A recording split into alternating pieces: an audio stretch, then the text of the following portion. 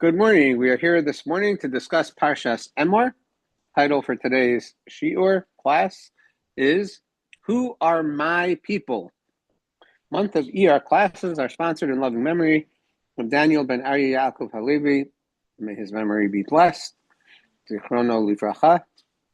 And for the merit of a refuah shalema for Daniel ben Chaya Pesya, Israel ben Chaya, and Chaya Ruth bat Mecha.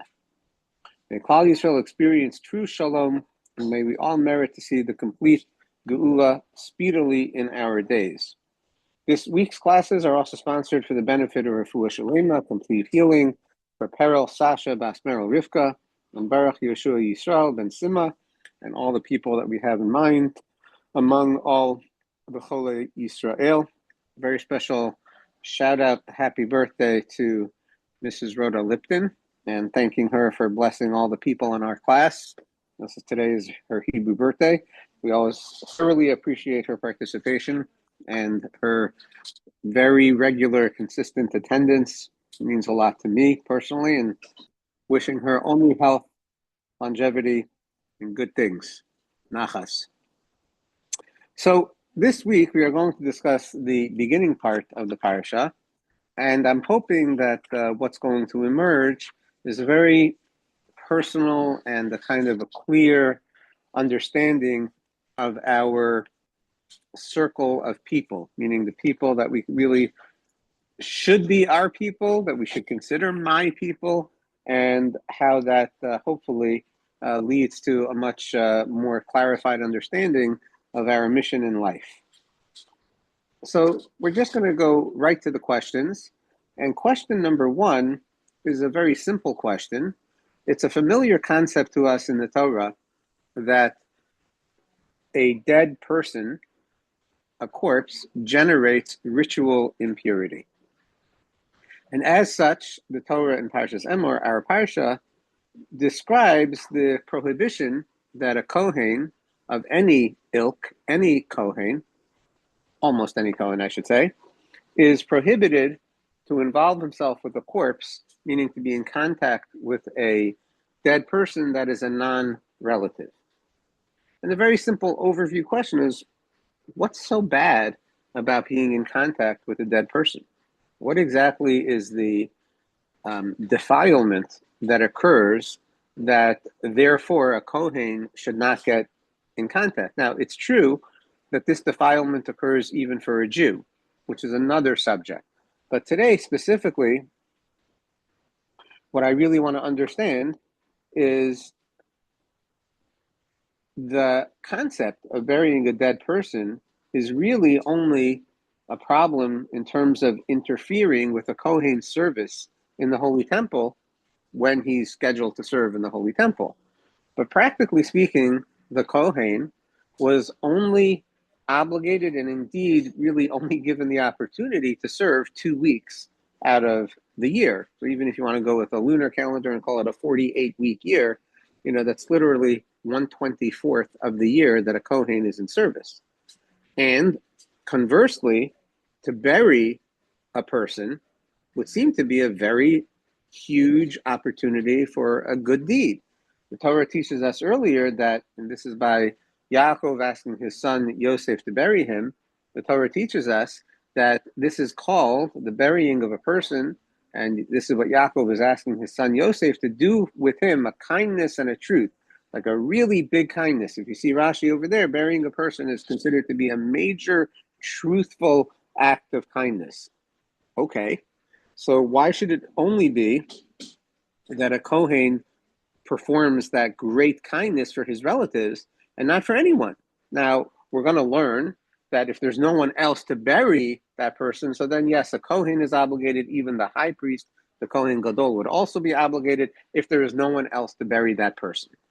Okay, but even if there are other people, it's still a mitzvah. You're doing a kindness for a person. Like we know that a huge way to grant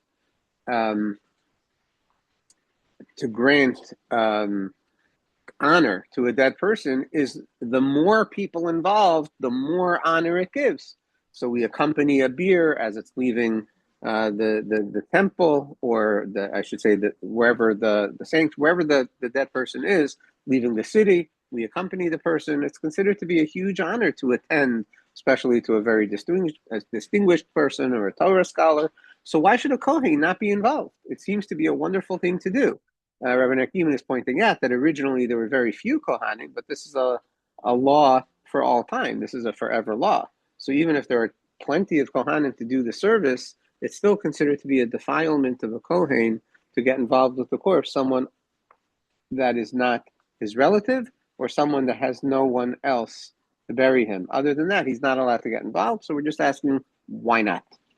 Question number 2. Rashi also points out in this opening verse of the Parsha that there's a double language of speaking to the Kohanim. And it means that it's not only that Moshe is instructed to teach the Kohanim about the rules of whom they're allowed to bury and come in contact with and whom they're not, but that specifically the Kohanim themselves, the older Kohanim, should instruct the younger Kohanim. The older Kohanim should admonish or warn the younger Kohanim, don't be in contact with dead people other than the relatives and other than the person that has no one to bury them. So that's interesting because, look, it's always a good idea for the elders to teach the youngers, and that applies to every commandment in the Torah. And the Kohanim have a plethora of laws.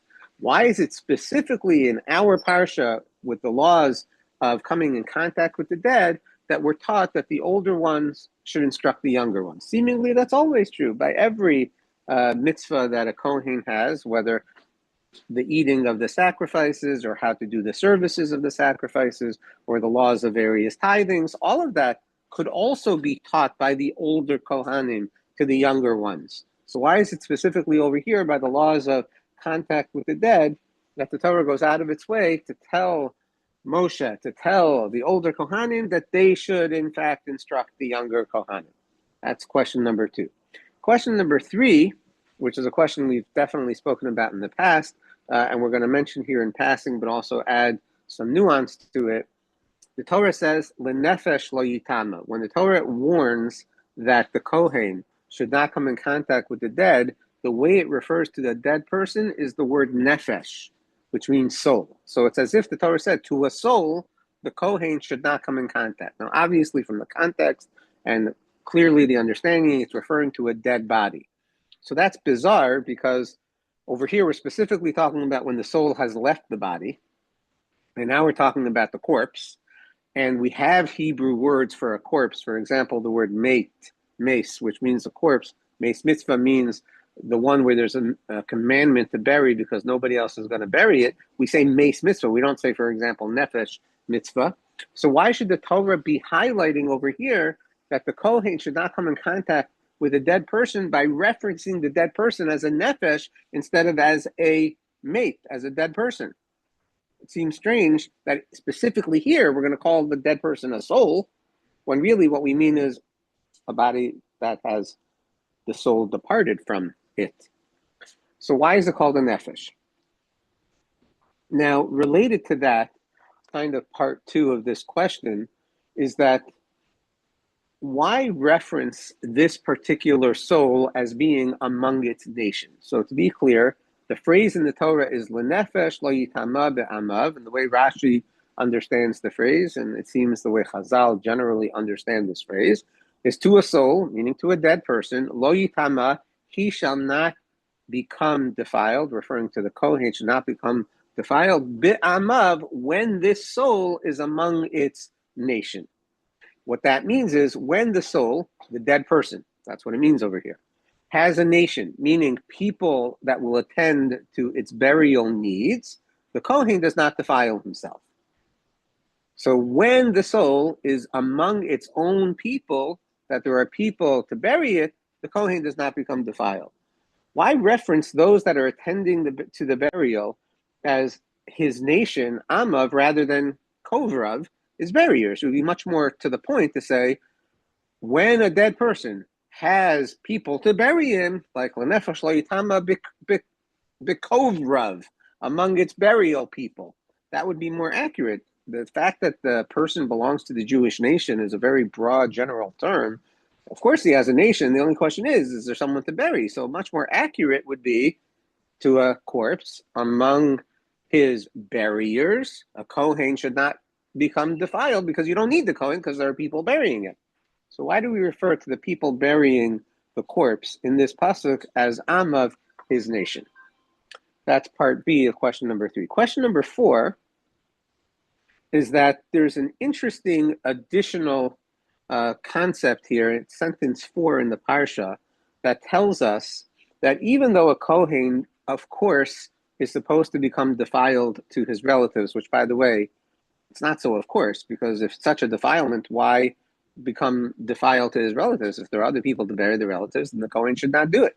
Why should he do it just randomly? And in fact, it's a mitzvah for him when it's a relative to get involved, even if there are other people to bury his relatives. That's another point.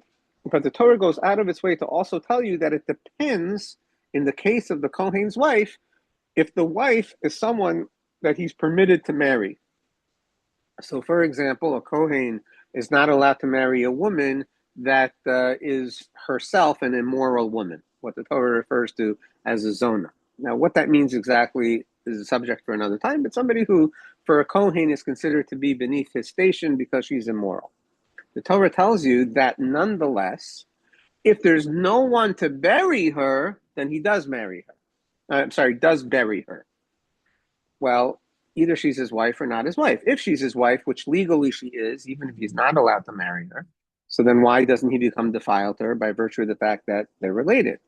And if, in fact, it's such a problem that he was married to her, so then even if there's nobody to bury her, he should also not become defiled because, okay, I get it. There's no one else to bury her, but, he wasn't supposed to be married to her, which is why seemingly he's not supposed to bury her if there are other people to bury her. So what exactly is this additional law by the Kohen's wife, assuming that she was a woman that he's not supposed to marry?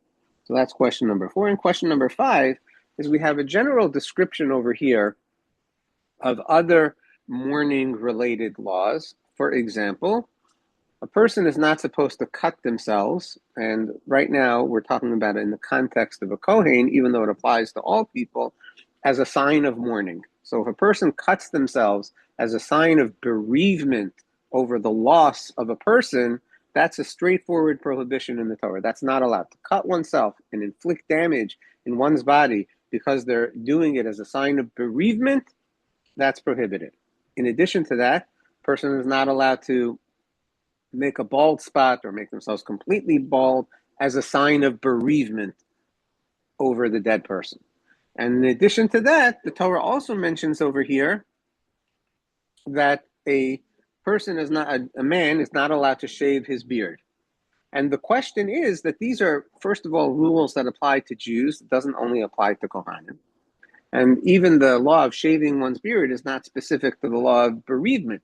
So it's very strange that the Torah includes these laws as though we're talking only to Kohanim, and as though we're only talking about in the case of death, when it's not only in the case of death, for example, by shaving, that a person is not allowed to shave their beard. So that's question number 5. So basically our questions are, what's so bad about a Kohen coming in contact with a dead person, especially if it's a wonderful mitzvah to show honor to a dead person by getting involved in their burial? Question number 2 is, why in this specific category do we find that the Torah wants the older Kohanim to teach the younger Kohanim about these laws? Question number 3, why should we refer to a corpse over here as a nefesh, which really means soul, when specifically the soul has left the body? And also, why reference that the word for a dead person is nefesh instead of mace? And then lastly, why is the way to refer to a person that is dead, that he has people to attend to his burial, as Amav, he has his nation? Why not say he has people who bury him? Because even a person doesn't have people to bury him, still part of the Jewish nation. And then question number 4 is, why do we have a special kind of category that where a Kohen is married to a woman to whom he's not allowed to marry, but nonetheless they are married? He's not allowed to bury her, but if she has no one to bury her, then he is allowed to bury. What's that kind of standalone category? And then finally, question number 5, these other laws of cutting oneself in inflicting damage in their body, or making a bald spot in their head or shaving their beard. All of that is not only for Kohanim, and it's not even all of them are not only by bereavement. So why is the Torah talking about them over here? So what I'd like to do to begin is to share what I think is an incredibly important and profound concept on the topic of profanation. Profanation means making something profane. In the Hebrew, that generally is called chilul or chulin, something that's mundane or profane. And the question is, what does profanation really mean when we say don't profane someone, or a person shouldn't profane themselves or profane something else? What does that really mean? And we're going to get to a very critical definition in a moment. Let's go to the first time that the Torah uses this language, at least as per some definitions. The one I'm sharing with you now is from Rashi in Bereshis, chapter 4, sentence 26. The Torah is describing that the generations that came after first man, there was a generation of Enosh, and in that generation, the Torah says, Az huchal likro b'shem, the tetragrammaton. Then one definition is people began to call in the name of Hashem. So some people understand that there was kind of a resurgence of looking for Hashem in that generation. That's not Rashi's explanation. So today we're just going to focus on Rashi's understanding of that sentence, because that will tell us a lot, because according to Rashi, this is the first time that the Torah uses the word kulin to mean profane. So what does it mean that people were being huchal, to call in the name of God? Actually, says Rashi, what it's talking about is that in that generation, people were calling the names of men and the names of idols after the name of the Holy One. So it's as if, and unfortunately we've seen this in today's generation with the witnesses, they use the tetragrammaton and they paste it on their clothing and who knows what. Everything is about the tetragrammaton, the Yud-Kei Vav-Kei, right? Those witnesses, what they're doing is they're profaning the name of Hashem, because they're really attaching their name, God's name, to themselves. Now, even though you can argue that the witnesses are really talking about God, I don't want to get into that now. But it's a tremendous desecration because of the way that they're using it in a very utilitarian manner. But the bottom line that Rashi is saying is that in the days of Enosh, early on in the creation story, after Adam was Adam's son Shes, and after Shes was Shes' son Enosh, in that third generation of man, people were calling themselves or idols with God's name. And that's considered an act of profanation. Now, I'm going to give you one more example, and this we find by Noach, and then we're going to come and discuss our really deep understanding of what does it mean to profane. And this comes from a sentence that says that after the flood, Vayachel Noach isha adama, Noach, the man of the ground, profaned. Again, some say began, but Rashi learns profane. He made himself chulin, and he planted a vineyard. That's one sentence. Vayachel Noach isha adama vayitakarim. This is chapter 9, sentence 20. Noach profaned himself by planting a vineyard. The next sentence says, and he drank from the wine. Vayesh min hayayin vayishkar. He drank from the wine and he became drunk.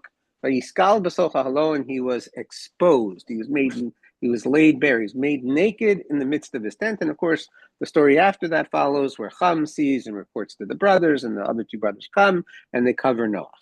So these two sentences that are, and Noach profaned himself and he planted a vineyard. The next sentence says, and he drank from the wine and he became drunk and he became exposed in his tent. Those two sentences need a lot of explanation, because Rashi says, what does it mean he profaned himself? Okay, so he got drunk. So what does it mean he profaned himself? Says Rashi, what it means is that he should have started with a different planting. He profaned himself, he degraded himself, he should have occupied himself first with planting something different than a vineyard. That's what Rashi says. Now, I was always very astonished by this Rashi in these last few years, because I would have thought that if you were going to tell me that Noach profaned himself, and you asked me, well, how did he make himself chulin? How did he make himself profane? I would have said because he got stone shiker, right? He got completely drunk. and he was so drunk that he was naked in his tent and his boys could see. I would have said that's a very low act of self-degradation, right? That's really degrading oneself to allow themselves to be exposed like that in such a state is really a very low and degrading activity. But that's not what Rashi says. Rashi does not say that Noach is profaned because he was drunk and he was naked. He says he was profaned because he should have planted something else. Well, okay, I understand it's not the best thing, but that's considered an act of profanation. So from here, I think we derive that the concept of profanation means not pursuing one's best purpose, one's true purpose for their creation. When a person is not in pursuit of the purpose for which they were created, that is a tremendous profaning of oneself. Now, on a simple level, what that means is God gave a person a purpose, and that purpose is meant to be fulfilled. And so he's not achieving his highest purpose. Okay, on a simple level, that's true. And when I say a simple level, that's still an amazingly important concept. But on a deeper level, if we really understand that God created, and he created, God has a purpose, and he gave everything a purpose by having a purpose for them to fulfill, what it really is saying is that when a person is not in pursuit of that purpose, they're not in pursuit of God's purpose in creation, which means that they're disconnecting from God. Because what God has is a particular purpose for himself and for man. And if a person is not involved in that, so then in a very real sense, they're not involved with God. And that's why it's a profaning. On a very kind of more sublime level, the more that we are like Hashem, the more that we imitate Hashem, and Hashem fulfilling a purpose, and we're fulfilling a purpose, that also bonds us with Hashem.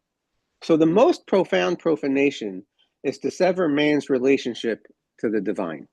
And there's lots of ways that can happen.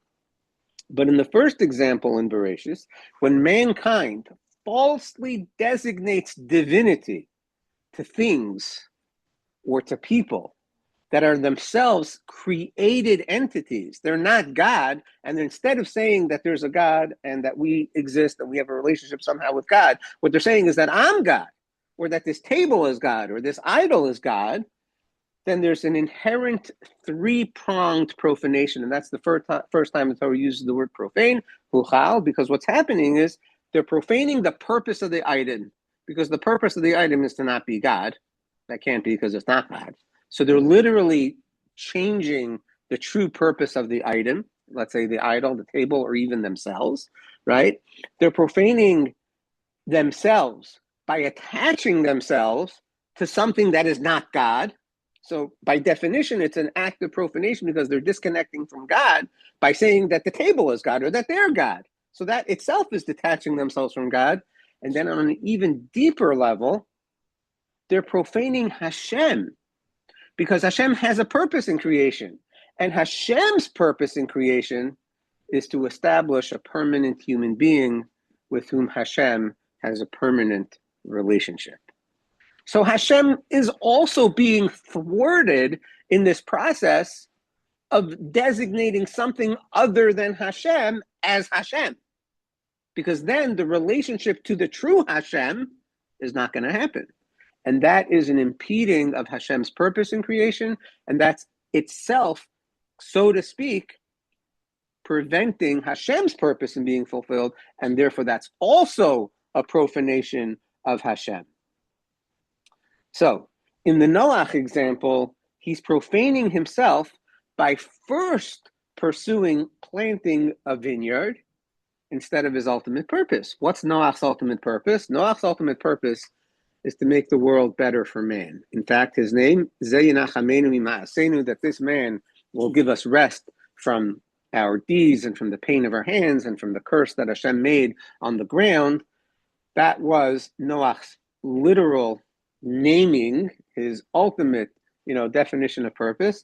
And the way that was actually fulfilled is because he invented the plowshare, which allowed people to do a much better job planting despite all the thorns and thistles that are destined to come from the ground because of man's original sin.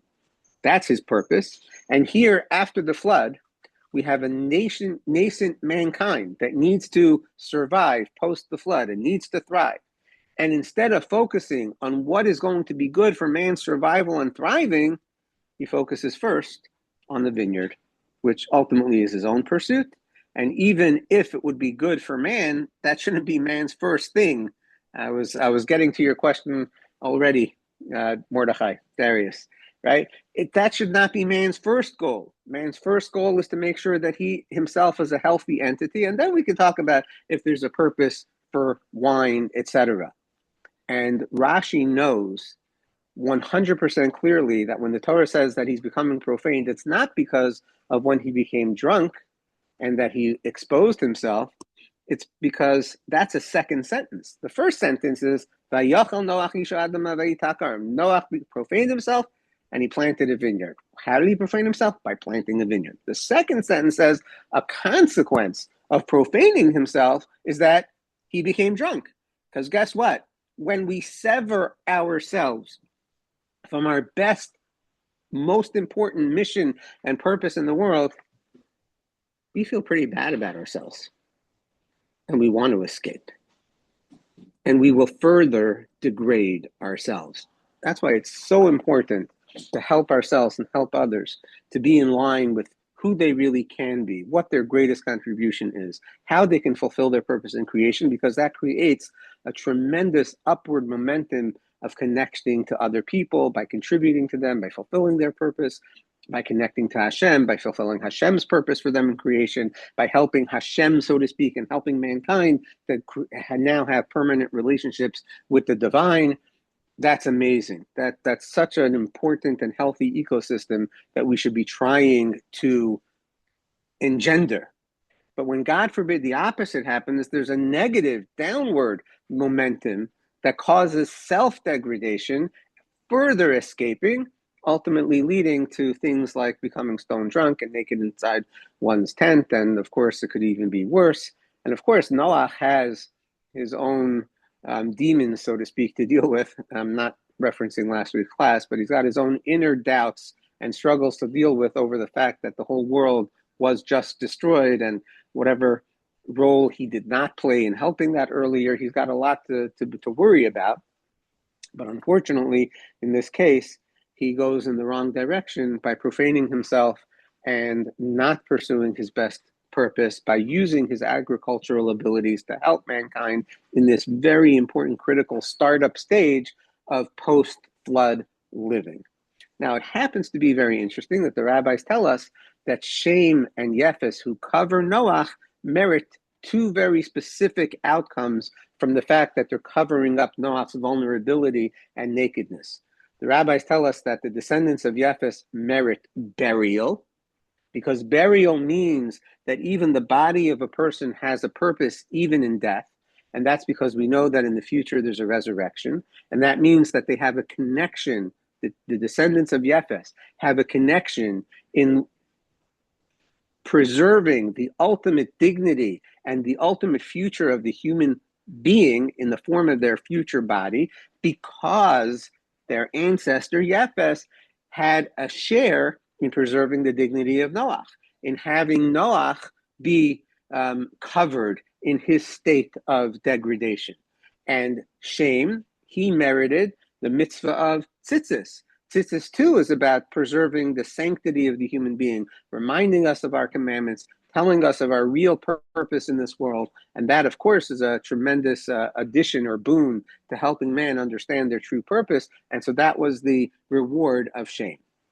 So the reason that the Kohen does not come in contact with someone that has passed is because even though it's hugely important and it's a really big mitzvah to help a person be buried, that's because that help for that person is for their future existence, not for their current life, because this person has died.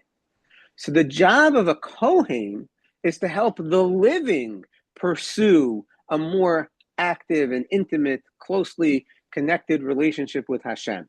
That's the role of the Kohen, whether or not they're serving in the temple. Their mission is to help people grow, to help people connect, and ultimately, as we're explaining today, to help people understand their true purpose in creation and how to achieve it. That's the true role of a Kohen.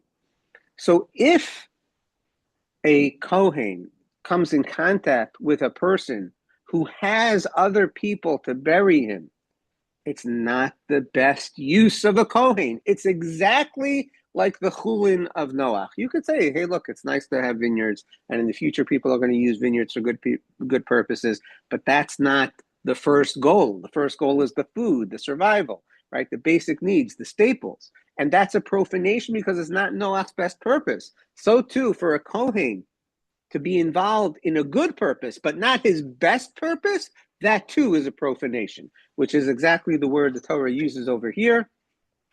When the Torah says, leheichalo, or velo yachalalu, all of this is an act of chulin for a Kohen to not serve his best function. So even though it's a wonderful thing to preserve the dignity of the physical body, prepare it for burial, and then ultimately that helps it in the burial and in the death and in the future resurrection, all of that is important, but it's not important for now, and therefore that's not the ultimate use of the Kohen.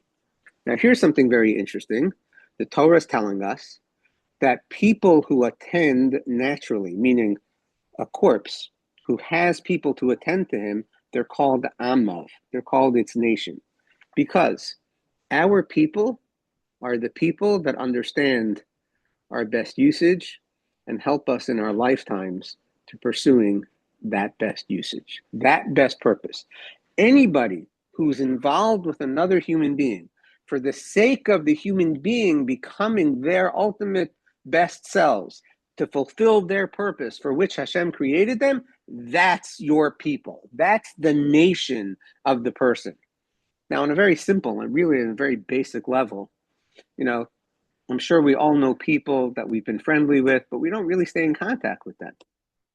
And it could, God forbid, be that we wouldn't even know for years that the person has passed away. I've seen this many times. People who had a relationship 10, 20, 30, 40, 50 years ago, they find out, oh, the person passed away 3 years ago. That's not your nation. Your nation are the people who are actively involved. Your people, the people that are with you, because the word nation means am, is the word am, which also means im, with. The people that are with you are the people that are aware of you. The people that you're their nation, they're the people that you are aware of them. You're with them. You're thinking about their welfare. At least from time to time, you're in contact or reaching out or trying to understand where they're at and how they're doing. That's who your people are. So the issue is not the burial people, the people who will bury. No, it's when a person dies and he has his people, the Kohen is not necessary. It's not the Kohen's best use. He should not be involved. But if there are no people, that means people are not aware of this person's death.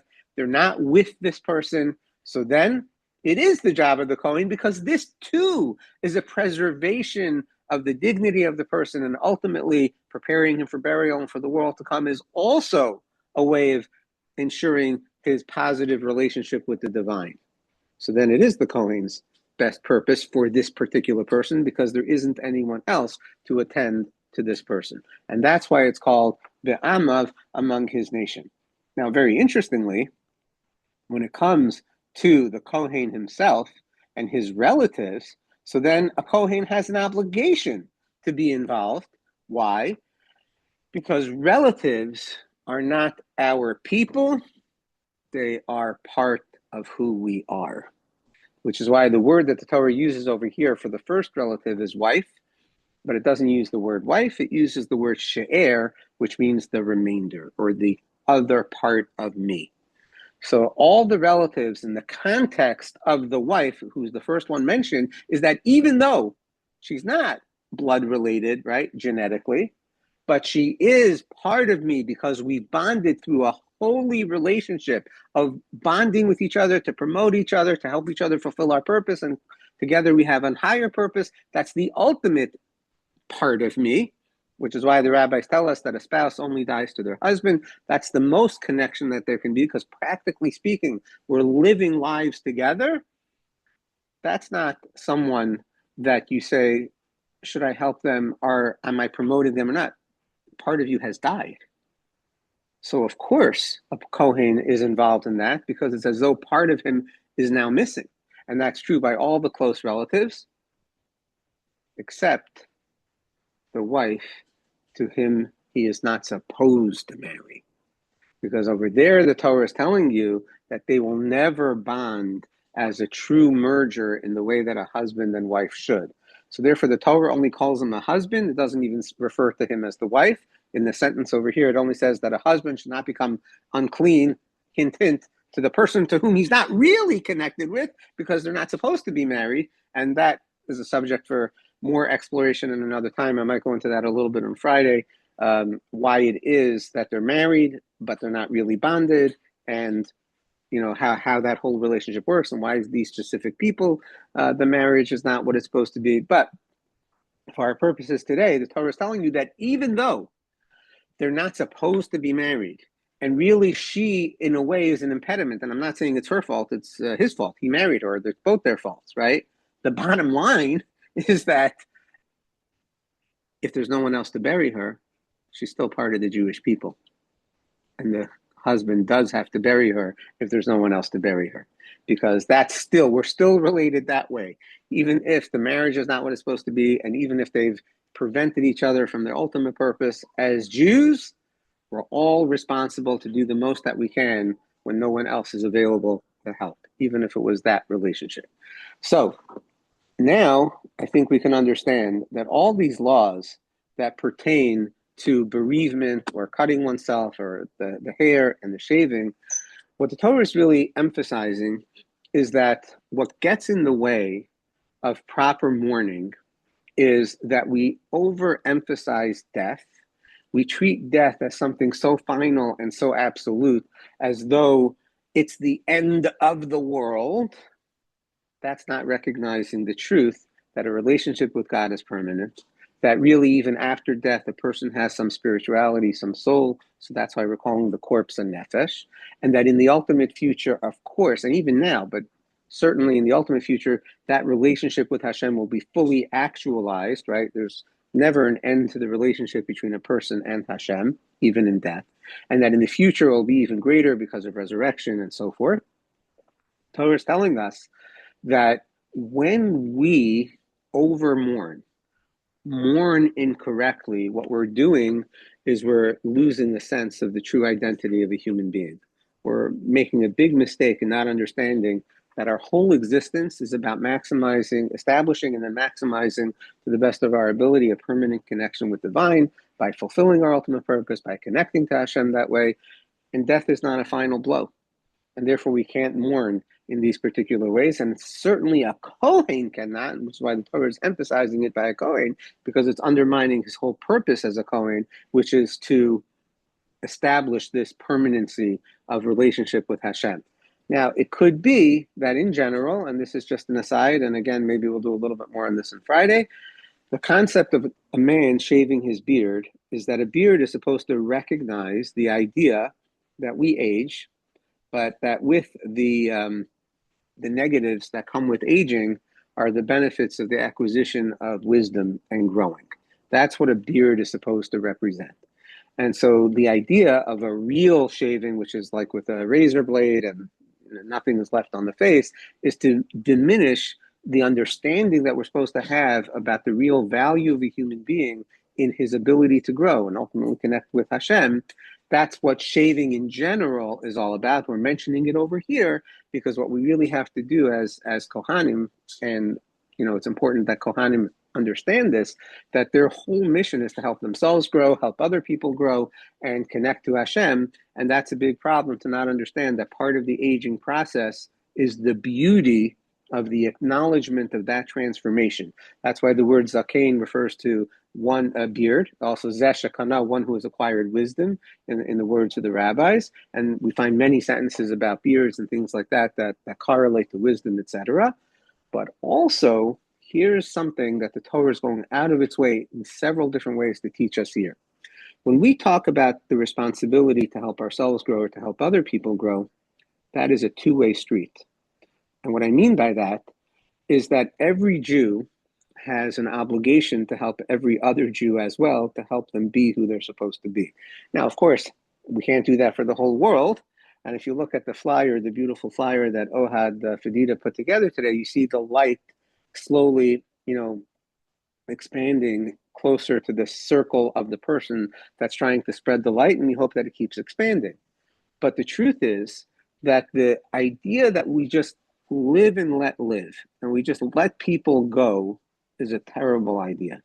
So therefore, the older Kohanim have to teach the younger Kohanim about the importance of this mission, which is not only that the Kohen themselves has a responsibility for themselves to fulfill their purpose, to help the Jewish people grow when they're alive to a connection to Hashem, to bring the offerings of Hashem, but they have an obligation to make sure that the Kohen knows that you're supposed to let other Kohanim know.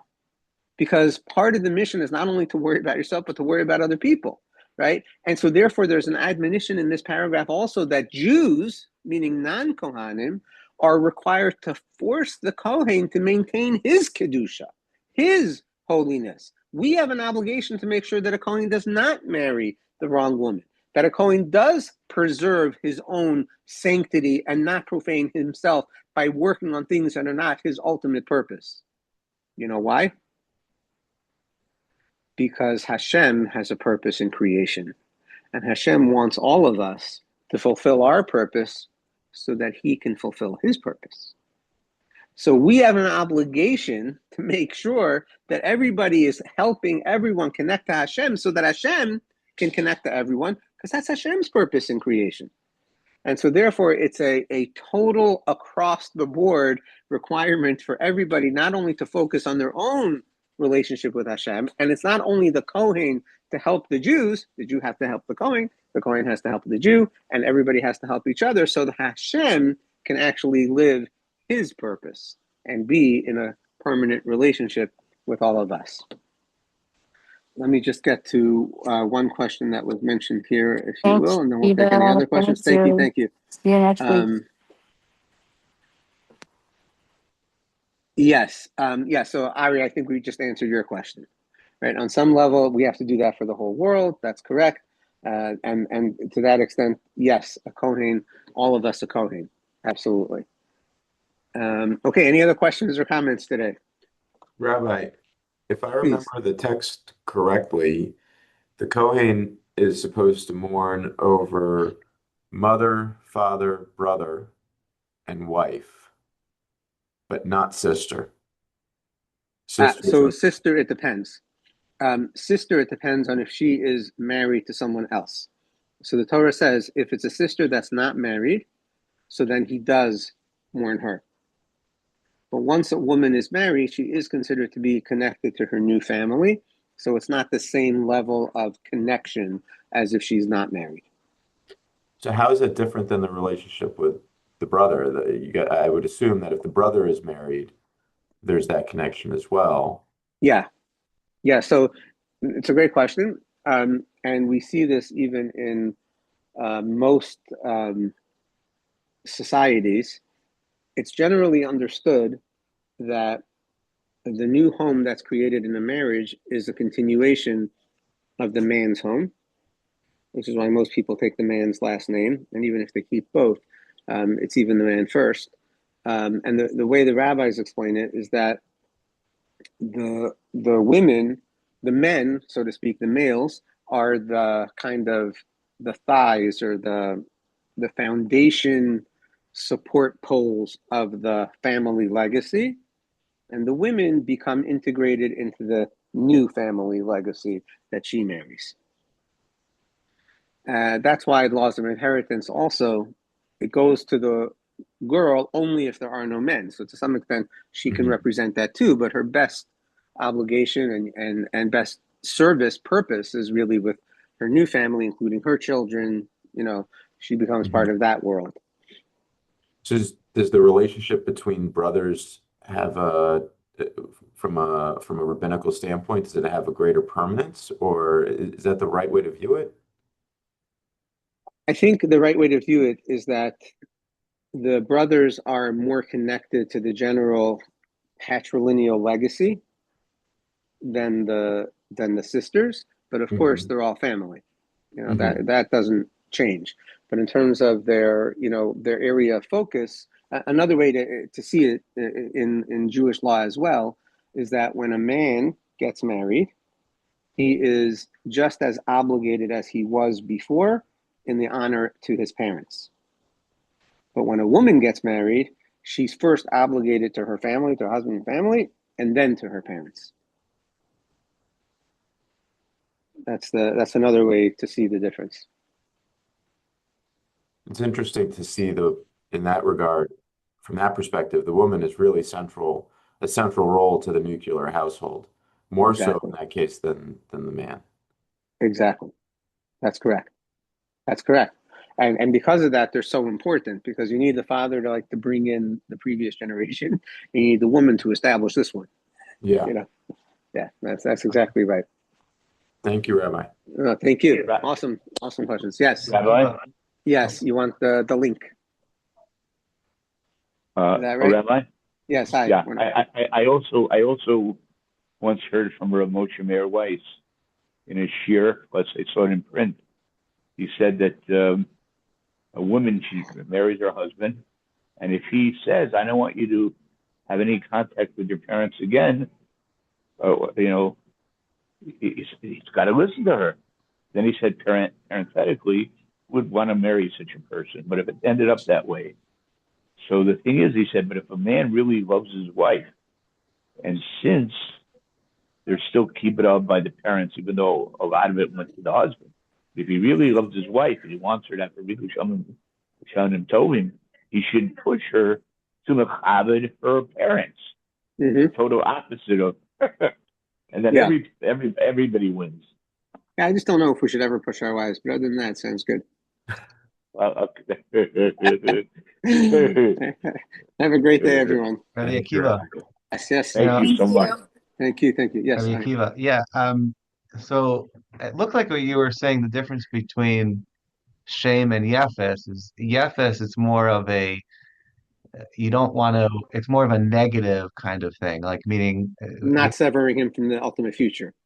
right. And the like, do not in any way profane the body or mistreat the body after death and so forth. And that ends up being their reward, but it's not a positive kind of thing where not only do we have a purpose in terms of the body, but the body has a purpose in acting itself out in creation through the mitzvos, and that's where shame is. So it's a Yeah, more elevated understanding. I think you're right, and I think that the way that uh, is kind of generated is because it's shame's idea. Mhm. So he is the one that's proactively getting involved, and when he proactively gets involved, then Yefes, happily or willingly, however you understand, goes along, but he needs to be guided to it. And that Mhm. proactivity is really the choice of the mitzvah, in this world, the mitzvahs. Yeah, so I'm also wondering if maybe this explains the identification of Malki Tzedek as shame, because he's called Cohen Lekel Elyon, right? Yeah, absolutely. It's a great idea. For sure, the notion of understanding beings as being divine and created in the image of Hashem is certainly the role of a Kohen. And he does know that, but it's still the seven laws and not the 613. Hmm. Yeah. And the Right. way that it's mostly accomplished in this world for the Noahide laws is to recognize the true identity of Hashem. It's not so much about what you do, but as you understand that you can't degrade the identity of Hashem. So shame is the identity. It's probably also referring to the name of Hashem. Mhm. I've written about that, other times. And Malki Tzedek, recognizing the monarchy and the kingship of Hashem in the world in the city of Jerusalem, which is still true today among the nations, many of the nations of the world, understanding that the city that houses the monarchy of Hashem is Jerusalem, Melech Shalem. So, so they have a very important role too. Yeah, they certainly could, should, yes. Mhm. Yeah. Now, I'm not going to get into the topic of